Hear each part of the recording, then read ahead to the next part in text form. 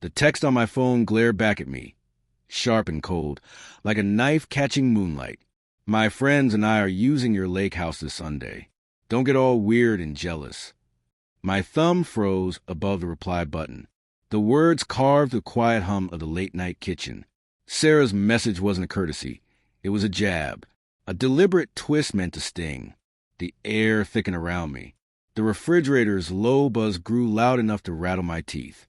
I stared at the screen, my pulse hammering against my temples, each word dripping with a smugness I'd never heard from her before. My wife of 7 years, the woman who once broke down crying in my arms over a lost dream, was now warning me not to be jealous about a weekend at my family's lake house. The sheer audacity burned through my chest. I set the phone down on the counter, the granite cooled beneath my hand. The house was still, except for the faint creak of floorboards upstairs where Sarah slept, or pretended to. My mind spun, replaying the last few months. Her late-night work calls. That new perfume I couldn't place. Her laughter, sharper now, forced, whenever we were around friends. I brushed it off. Told myself it was stress from a promotion, the growing pains of our 30s pulling us apart. But this message wasn't just another crack. It was a whole damn wall collapsing. I poured a glass of whiskey, watching the amber swirl catch the dim light over the sink. The burn in my throat did nothing to ease the ache in my chest. Every part of me wanted to march upstairs, shake her awake, and demand answers. Who are these friends? Why my lake house? Why now? But something heavier kept me rooted, fear maybe of what she'd say. Or worse, what she wouldn't. I sank into the leather chair, its frame sighing under my weight, and stared out at the pitch-black window. The night felt like a mirror, reflecting the emptiness opening inside me. By morning, Sarah was radiant, humming as she stirred cream into her coffee like nothing had happened. "You're up early," she said lightly, her hazel eyes skating over me as though I were a stranger. "Big plans today?" I gripped my mug, the ceramic warm against my palms. "Just work," I lied, studying her. Her hair was pulled back, a few loose strands framing her face. She wore the silk blouse I'd given her last Christmas. She looked beautiful, untouchably so. "You didn't mention the lake house last night," I said, keeping my tone casual, though my heart was thudding. "Who's going?" She didn't miss a beat, just kept stirring, the spoon clinking softly. "Oh, just a few girls from work. Lisa, Jen, maybe Claire. We need a little getaway." Her smile was perfect. Too perfect, like a practice line. "You don't mind, do you?" The question hung there like a challenge. I forced a nod. "Sounds fun." But my mind was already spinning. Lisa, the overly flirty one from office parties. Jen, barely mentioned these days. Claire, who didn't even exist, as far as I knew.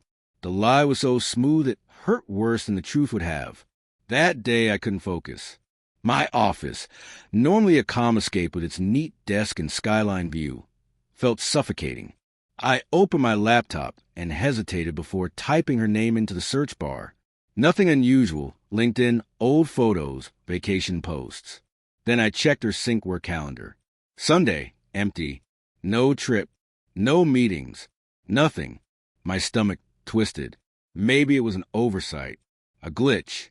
But doubt had already sunk its teeth in. By Friday, unease had curdled into something darker. While she showered, steam curling under the door, I unlocked her phone. Messages with Lisa. Harmless. Work talk, lunch plans. But then, mark work. No last name. Their thread was short. Sunday set. Can't wait. Her reply, me neither. Don't tell anyone. My hands trembled as I set the phone down. Those words branded themselves into my brain. Mark. I didn't know him. I didn't have to. It was enough to shatter the thin layer of trust I'd been pretending still existed. I didn't confront her. Instead, I drove to the lake house Saturday night. 2 hours blurred by in a haze of headlights and anger. The cabin sat quiet on the lake's edge, the moonlight silvering its old wood panels. My family had owned it for generations, a place for bonfires, laughter, lazy summers. Now it felt like enemy ground. I parked a mile out, hidden between pines, and waited.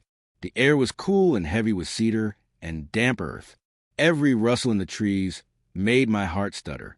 My mind painted pictures of Sarah's laughter, someone else's hands on her. Sunday morning, a black SUV rolled up. Sarah stepped out, sunlight catching in her hair. A man followed, tall, broad, confident. Not Lisa, not Jen, and definitely not Claire.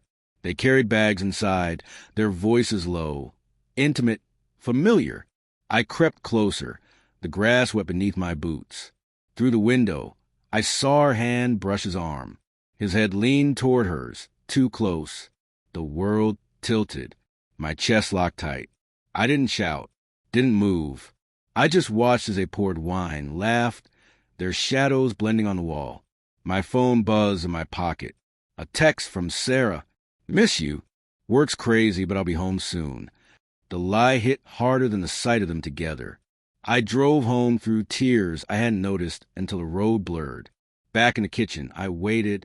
When Sarah walked in Monday morning, she glowed, like someone who'd been living a secret life of sunlight. I didn't yell, didn't break. I just placed my phone on the counter. Her messages to Mark open.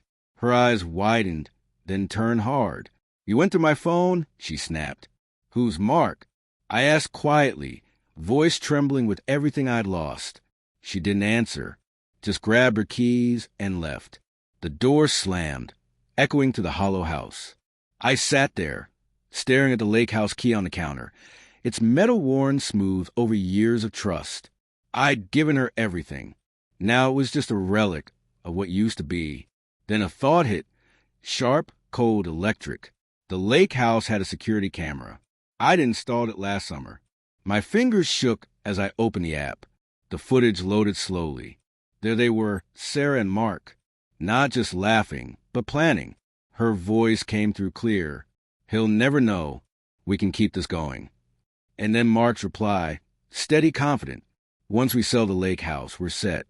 The betrayal wasn't just physical. It was a blueprint for the future. My erasure. But what Sarah didn't know, I'd already changed the locks on the house, the accounts, everything. She thought she'd played me, but the game wasn't over.